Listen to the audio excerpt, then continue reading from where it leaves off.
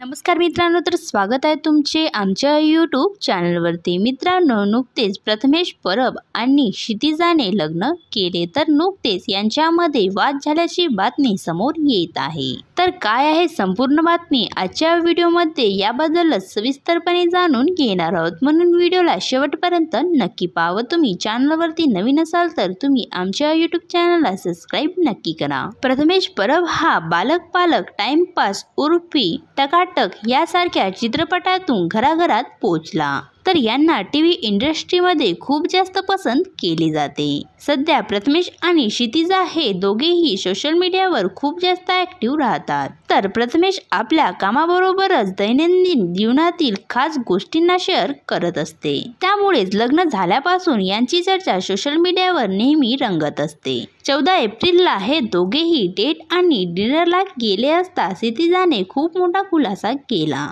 क्षितिजा म्हणाली की आम्ही दोघेही एकाच घरात राहून आमची भेट होत नाही। एकाच घरात राहून सुद्धा आम्हाला नाईट शिफ्ट आणि ऑफिसमुळे कित्येक दिवस पर्यंत भेटता येणे शक्य होत नाही। यामुळे आम्ही एकमेकांना वेळ सुद्धा देऊ शकत नाही, ज्यामुळे कित्येकदा आमच्यामध्ये वाद सुद्धा निर्माण होत असतो आणि अनेकदा आमचे बोलणे सुद्धा बंद राहत असते। परंतु आम्ही रात्री काम बंद करण्याचा विचार करत असतो, ज्यामुळे आम्ही एकमेकांना हवं तेवढा वेळ देऊ शकतो।